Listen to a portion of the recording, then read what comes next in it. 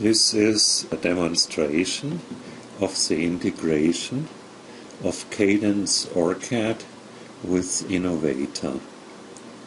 The integration is operated from the Integrate user interface. It is operated entirely from the design engineer's desktop. You see here tasks to be performed, and let's execute one task after the other. The first one is to build a new project. Here we capture the design name, and we can also select design templates and associated masterboards. Design templates, if they are empty, would for instance be A size or B size or C size for schematics, and 2 or 3 or 4 or 6 or whatever layer boards along with the associated technology and the associated view files. We'll create now a new design which already includes design data for the sake of this demo, and it's done it. So we can now view the design in OrCAD Captured Sys. So we are going to open the project which we have created right now, and here it is, and it was created with an older version of OrCAD Captured Sys. We have meanwhile played in a more recent one, and we can now look into it and see the design with all its pages. Here we have page number 1 and so forth. This is now simply done in the file system. We'll minimize that, and we need to create as a next step now the data model for this design in Innovator. Build data model in this instance has detected 2 variants in our design. Variant number 1, variant number 2. Both variants call up the common board data and also documents for the innovation, the design document, and a document to exchange data with mechanical CAD. We have not built this project structure in Innovator as yet. We are doing it now, so we execute.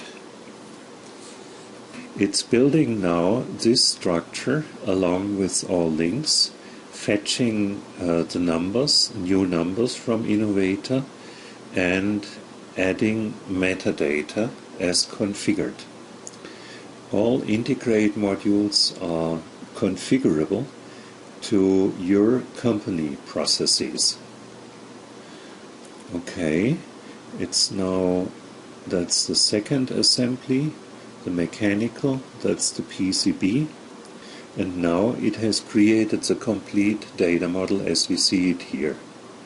As a proof, we check the metadata. It has pulled the number 100,900,001 for our assembly item variant 1 and 10897 for our innovation, meaning design document. So now the design is synchronized with Innovator, and we can execute all succeeding modules, such as push design. Push design is typically executed every night by the design engineer. Actualized data, the design data, and also a schematic plot are updated to the current state, and it's also a safeguarding. It's a backup in Innovator. If the design engineer decides to release the design, then it will be deleted in the file system, it will be checked in, and it will be unlocked, meaning this design then is no more in work by the design engineer. It is submitted to the workflow in Innovator to be released.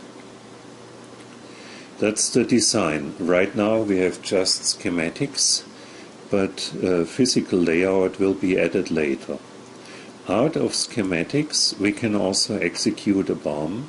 It has recognized the two variants in our design, and it extracts the bill of materials data out of schematics. You see here also the selection engineering release. In case you want to advance an early bill of materials out of schematics into purchasing for the acquisition of long lead items, then you hit this checkbox, engineering release, and then it will be the preliminary BOM will then be forwarded. Okay. Here we are just doing a first BOM out of schematics the first time.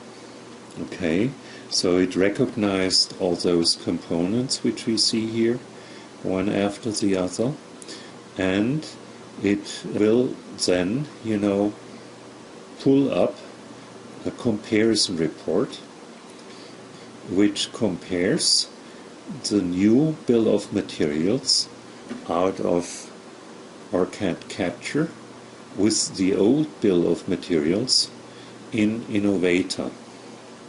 In this case, the BOM is entirely new, though, meaning all parts in the BOM are new. Okay, it's still extracting. Further updates of the BOM, by the way, are delta updates. So right now we are working with all parts which are in this design. Later on, when we do a modification in the design and do an update of the bill of materials, then it's just a delta. It is then running quicker accordingly.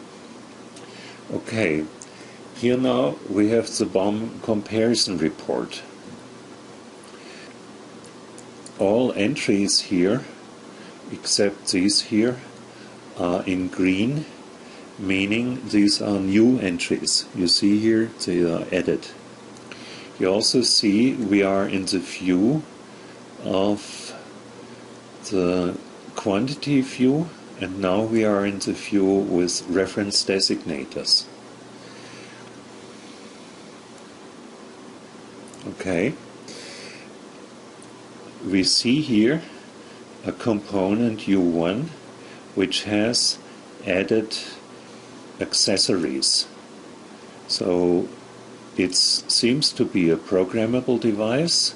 Here we have the firmware code, a label, and also a socket has been added, at least for preliminary manufacture. Now this device is obviously programmed after it's been soldered in. So this is the raw device, and these are then the parts which are used to complete it. Here we have a different situation.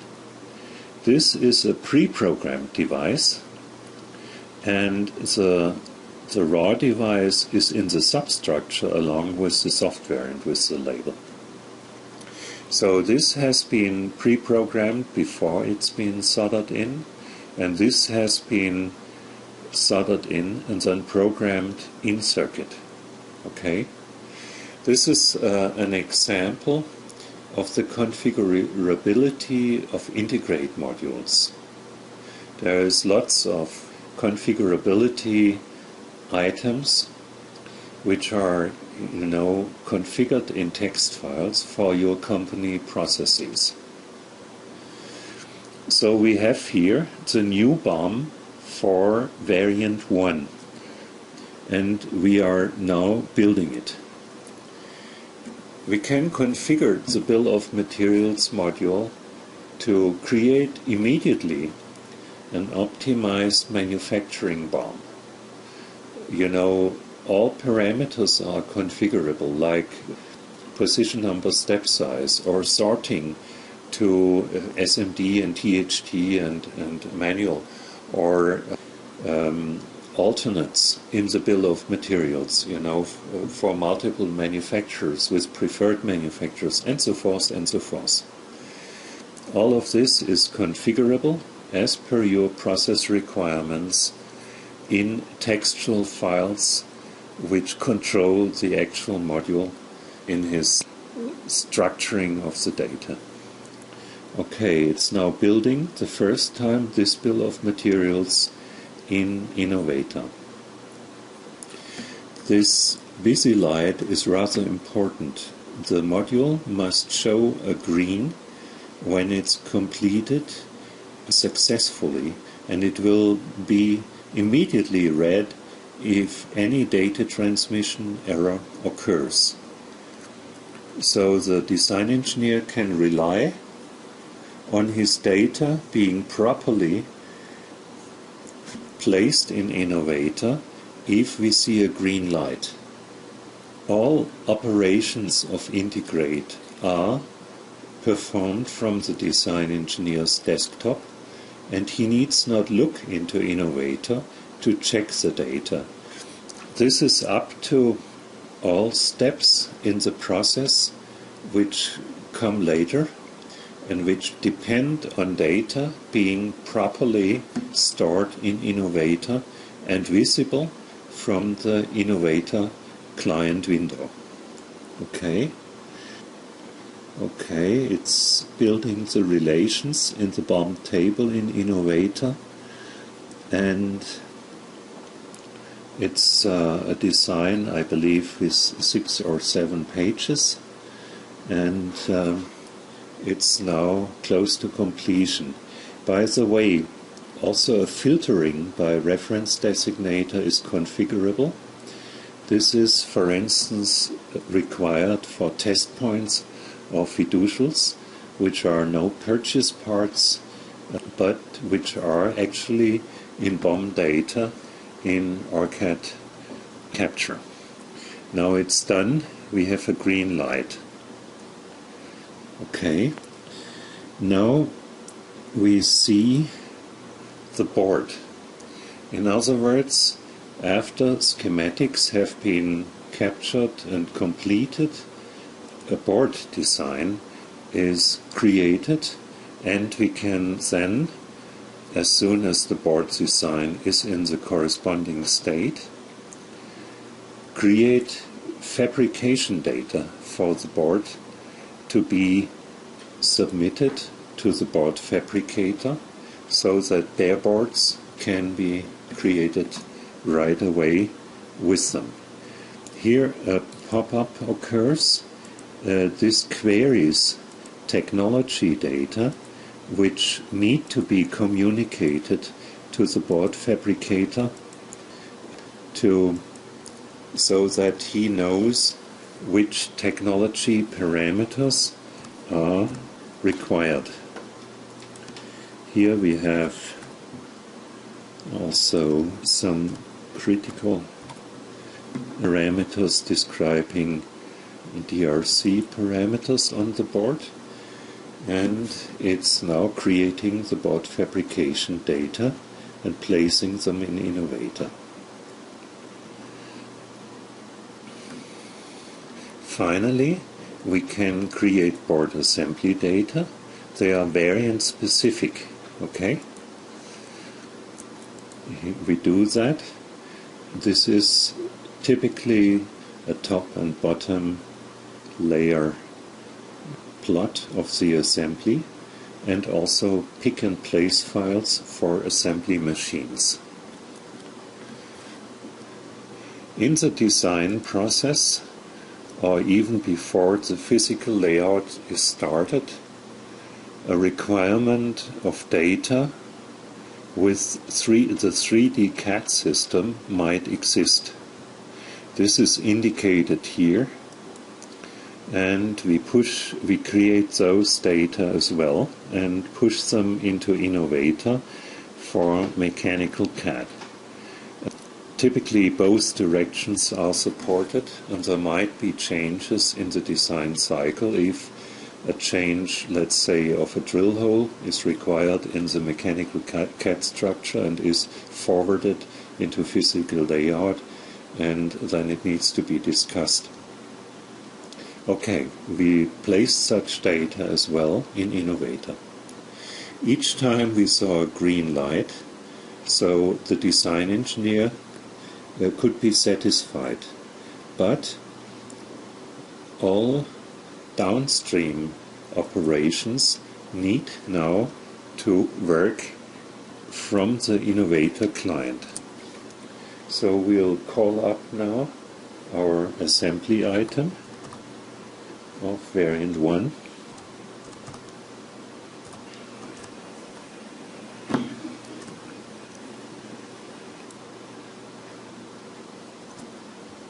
And here it is, and we open the form of it,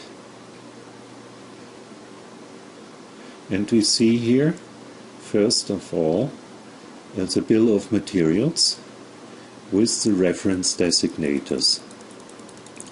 This is one form of a bill. It's configurable. We could also have a list of reference designators here, and then here a quantity. If a part like a decoupling capacitor is used many times. The first entry in the bill of materials is actually the bare board. Let's call this up and see what documents have been attached by board fabrication. Here we are. That's a Gerber container. Let's open it up. You see here these Gerber and drill files, and there's also a text file which has been created, and a file which actually includes the board parameters for the board manufacturer. Here we find now the board drawing. That's a drill drawing. And the metadata in the drawing frame are typically updated according to the requirements of your company processes. Okay, these were documents which were created by board fabrication. Let's close them and see which other documents we find in our structure.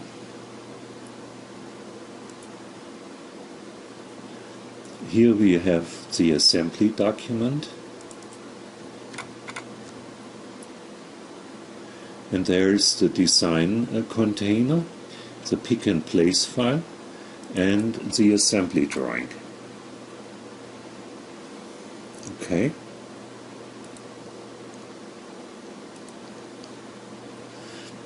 And here we have the design document,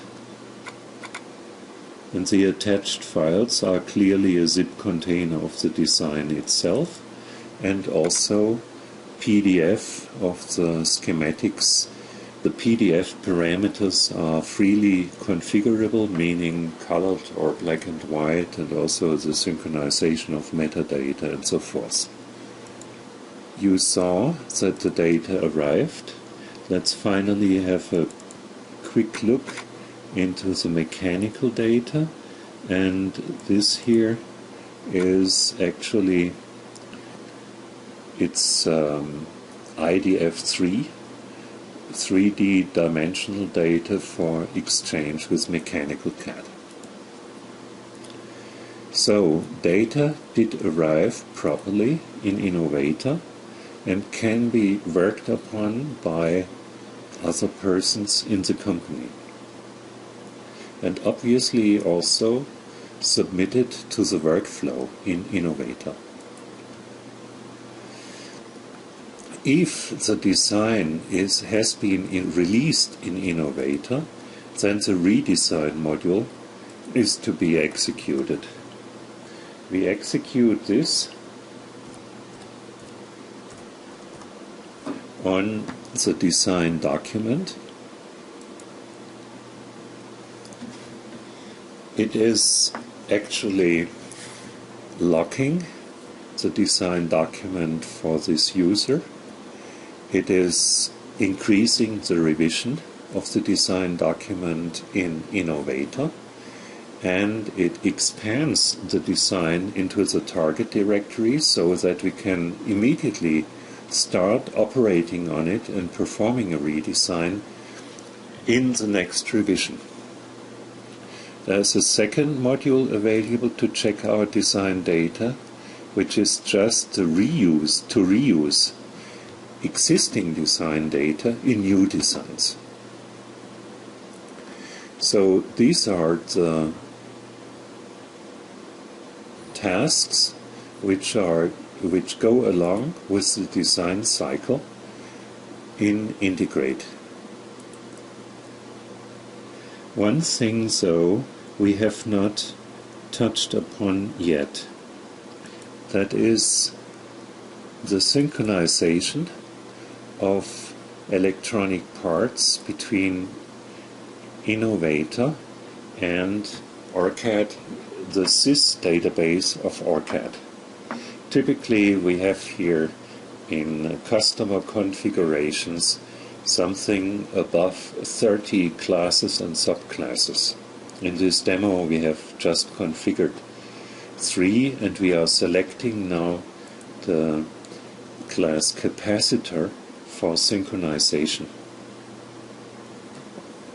So it's reading currently the classification data out of Innovator, and it read the classification data out of SYS, and it tells me all parts are synchronized. These are actually the synchronized attributes. Okay, now I'm going into Innovator and search for this part.